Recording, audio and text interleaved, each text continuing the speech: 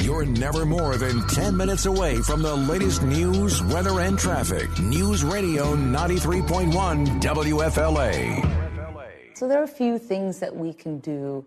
One of them is that we could increase the taxes that people are paying who are the extremely wealthy in our community. So 70%, 80%. We've had it as high as 90%. That is freshman Democrat Representative Ilhan Omar, who is floating an idea of a 90% tax on the wealthy. This is a common thing now to do on the Democrat side, apparently. You have Elizabeth Warren wanting a 70% tax on wealth, not just on your income, but on wealth. She's proposing a tax on that. How you would do that? Not so sure. And they've also been attacking Howard Schultz, former CEO of Starbucks, Howard Schultz, who says he might run as an independent. They've been attacking him because he's wealthy. That's their baseline of attack. Well, he's wealthy and he's a white male. Those are the two things. And, Schultz is not taking it. He responded last week. This is what he said. No, I'm not a Democrat. I don't affiliate myself with the Democratic Party, who's so far left, who basically wants the government to take over health care, which we cannot afford, the government to give free college to everybody, and the government to give everyone a job, which basically is $40 trillion on the balance sheet of $21.5 trillion. Can't afford it. So that is Schultz talking about how the Democrats are way too left. That's why he couldn't run as a Democrat. But then he addresses the wealth thing in particular. Go ahead and play that cut, Tom. I've also been criticized for being a billionaire. Let's talk about that. I'm self-made. I grew up in the projects in Brooklyn, New York. I thought that was the American dream, the aspiration of America. You're going to criticize me for being successful when in my company over the last 30 years, the only company in America that gave comprehensive health insurance, equity in the form of stock options, and free college tuition, and Elizabeth Warren wants to criticize me for being successful? No. Let me be a voice of reason for you on this, which Schultz was actually being somewhat of a voice of reason. He's still pretty liberal, but when it comes to most of the Democrats, he is a voice of reason, especially on that issue. He's talking about how they're attacking his success. That is exactly why they're doing it. But what's the real motivation? Well, the real motivation, at least from the leadership, is power. You can get more government power. They believe the government is the end-all, be-all for this economy, and they want the government to direct more of what happens in the economy, and the best way to do that is take away power from the rich in this country. But why do so many people buy into this? I really don't understand why I do. It's one word: envy, jealousy. I was thinking about, I've worked in radio for the past 8 years. I have not made a lot of money in the past 8 years, if you believe that or not. Yet, I still believe I live in the greatest country on earth. Most people who are not wealthy in this country still have air conditioning, microwaves, televisions, cell phones, internet, transportation. A lot of them have cars. I have a car. I'm not wealthy. What else? Hot and cold purified water for refrigerators. Most of them have no idea what it means to be starving. Most of them have some form of entertainment. Yet they're really upset. Yet they feel like, the poor are being taken advantage of in this country. The poor have it better in this country than most in the world. The reason why they're upset at the rich has nothing to do with the way the economy is, but it's because they're jealous, and the Democrats play on their jealousy and envy. And Elizabeth Warren's policy, especially on the wealth tax, is beyond reason. You're never more than 10 minutes away from the latest news, weather, and traffic. News Radio 93.1 WFLA. There's not a single person on the floor of the House that hasn't already made up his or her mind about any issue that comes up tonight. Your audience is the American people.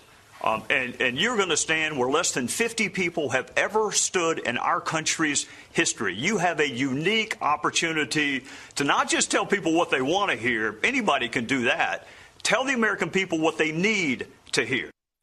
So that was Trey Gowdy yesterday on Fox News. That was the advice he said he would give the president dealing with his State of the Union address tonight. Now, President Trump, giving it a week later, was supposed to be a week earlier, but the government shutdown changed all that, as we talked about. President Trump giving his State of the Union address tonight. They say he's going to call for unity and all of that. Here's the one problem I have with what Trey Gowdy said there. He says, your audience isn't Congress. Your audience is the American people. Here's my question to that. Why? Why are we doing this? If you look at what it says in the Constitution, this is all it says dealing with the State of the Union address, which, by the way, didn't used to be called, used to be called Annual Message to Congress. It says, shall from time to time give to the Congress information of the State of the Union and recommend to their consideration such measures as he shall judge necessary and expedient. The original purpose of the State of the Union address or whatever was to give a report to Congress. The audience actually is supposed to be Congress. The idea was that as he's executing the laws passed by Congress, he gives a report on how that execution is going, and he asks for more things that he wants to be able to execute, like funding measures and budget measures and all that stuff. That was the original purpose of the State of the Union. Well, how did we get to this point now where we have to watch these long speeches, these drawn-out speeches, where they come in and they say, Mr. Speaker, the President of the United States. I feel like we should all say, all hail to the king. Oh, that's not how it's supposed to be in a republic.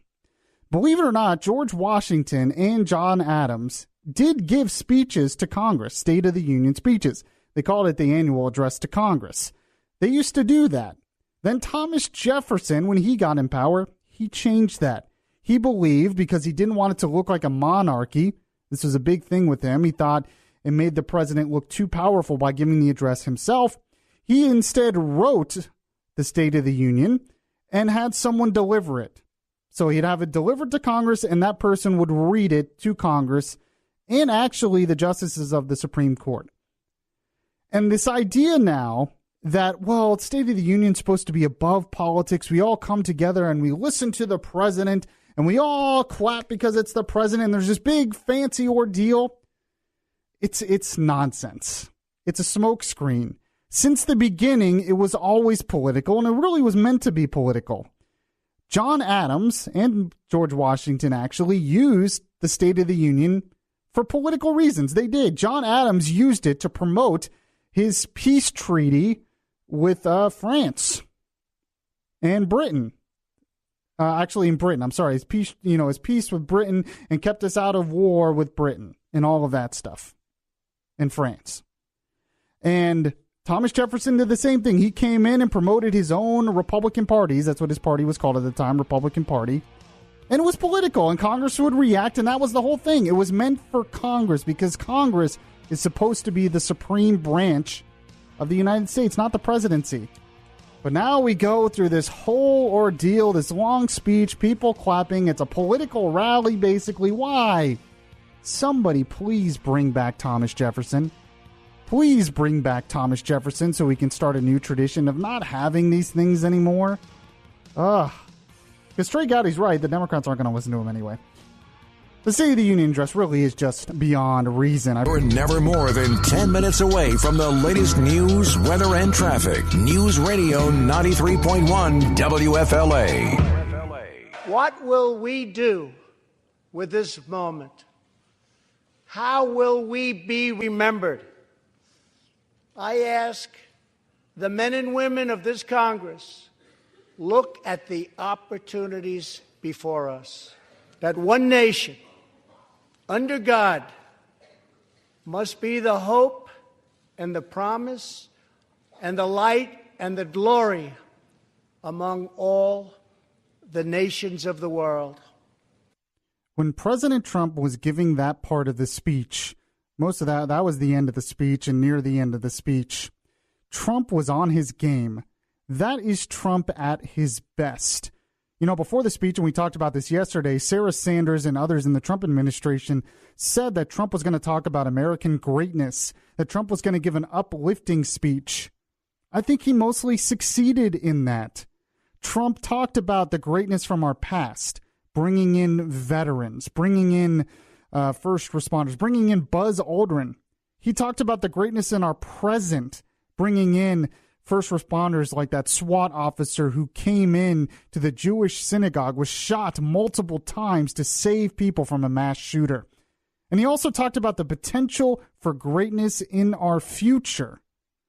That is Trump at his best. The reason I bring this up, because a lot of people tell me that they think Trump is at his best when he's on Twitter, or they think Trump's at his best when he's at political rallies, or they think Trump is at his best when he does these kind of rambling on press conferences. I really don't think that is Trump at his best. Unfortunately, a lot of times when Trump fights, he can get petty, he can get vindictive, he can go low, and he even admits that because he's a counterpuncher. I understand it. A lot of people in the base like that. They like it when he bashes the Democrats. They like it because they say he fights. But sometimes I think we go too low, and I think both sides do this. Now, don't get me wrong. Even though President Trump gave a pretty uniting speech, an uplifting speech, a positive speech, he didn't back down from the fight. He just didn't get petty doing it. I think when Trump fights like he did last night, he talked about the need for immigration reform and border security. He talked about the need to build up the military. He talked about how the need for economic reforms and how we should say no to socialism. He talked about banning partial birth abortion. These are fights that are worth having, but they need to be fought the right way, boldly, but also positively. He could have learned a lot from Ronald Reagan. Ronald Reagan was the best at that. He didn't back down from the fight, but he fought in the right way. There's a reason why Trump's poll numbers are like they are today. All I have to say is this. Imagine that Trump, State of the Union Trump, all the time. Imagine if Trump was like that all of the time. I think he would be much more effective, and I think his poll numbers would be through the roof. And that's my commentary for the day. If you want to read more on that, you can check out my blog. You're never more than 10 minutes away from the latest news, weather, and traffic. News Radio 93.1 WFLA. Here in the United States, we are alarmed by the new calls to adopt socialism in our country. America was founded on liberty and independence, and not government coercion, domination, and control. We are born free, and we will stay free. Tonight, we renew our resolve that America will never be a socialist country. That was one of my favorite parts to the State of the Union address by Donald Trump.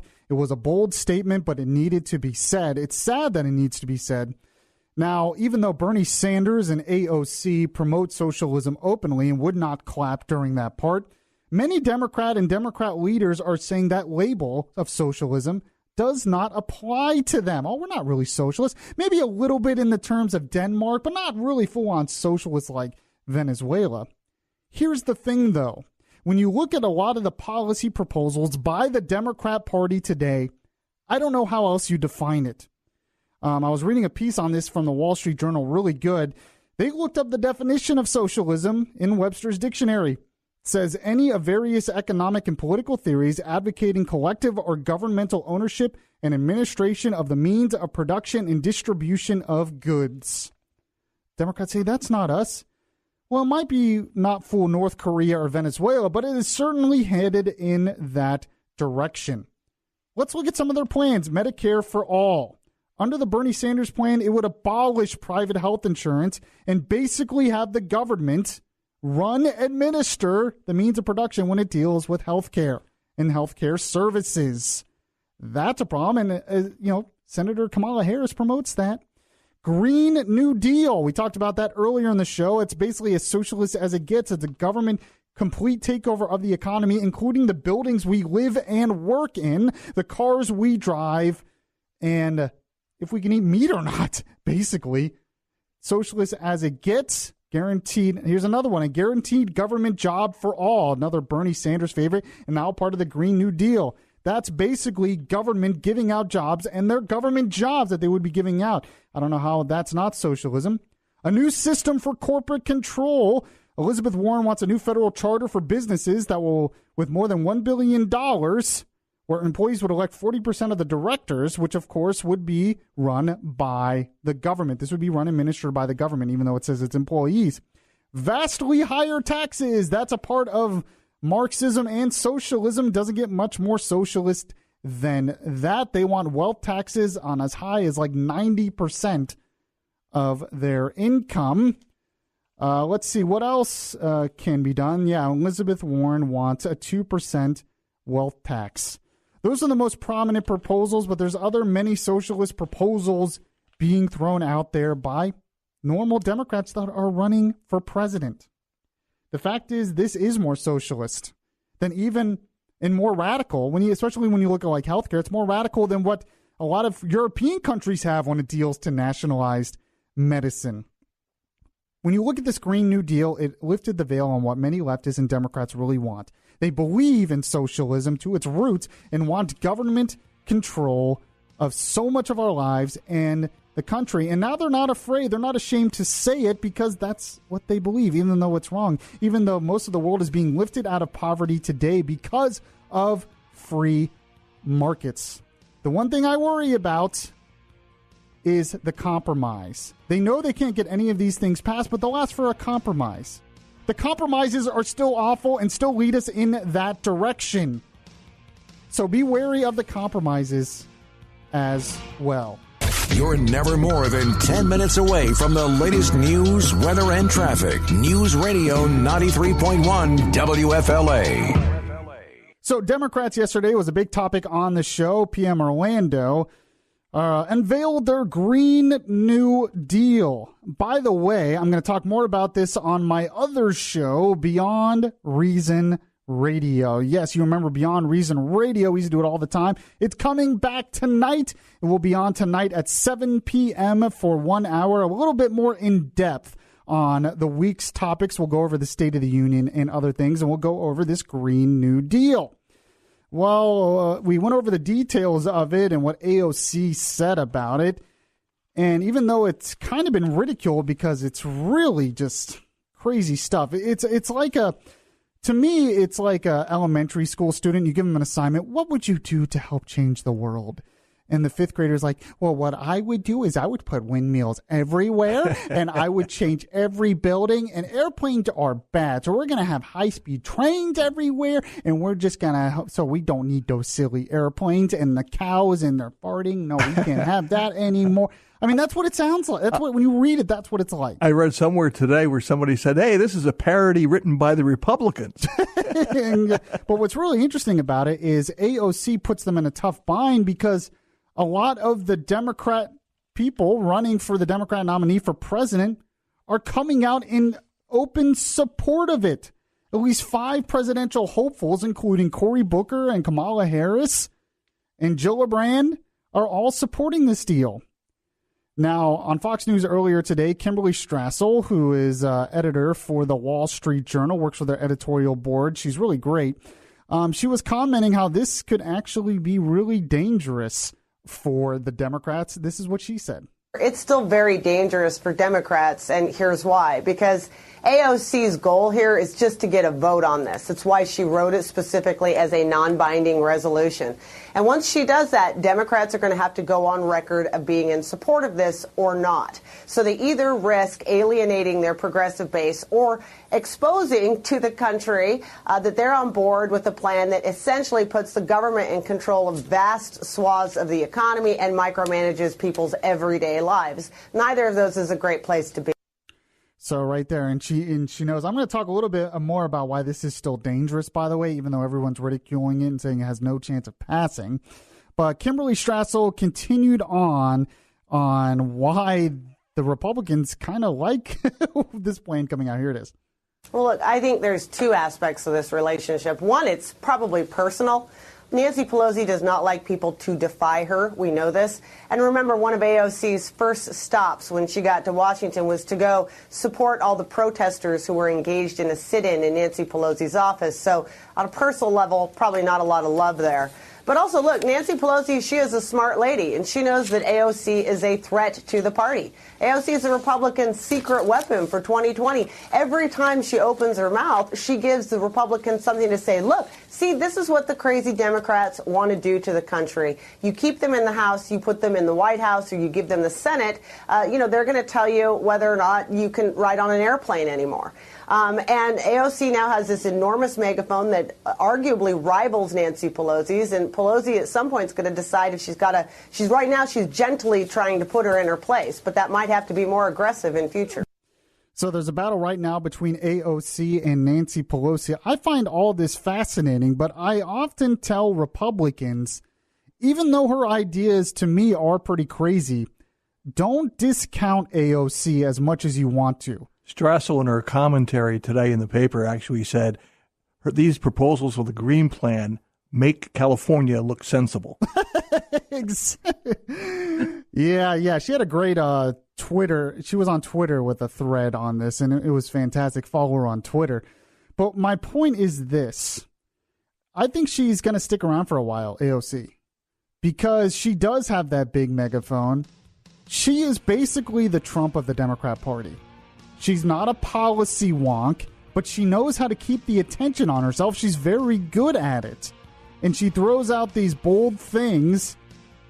And I don't worry about the Green New Deal. Like I've said before, I worry about the compromise. Because what's going to happen is the Democrats are going to come out and they're going to say, oh, well, we don't want that, but we'll have cap and trade. Cap and trade is still awful on its own. So, but she's going to stick around because a lot of progressives still like her and she knows how to get attention to herself.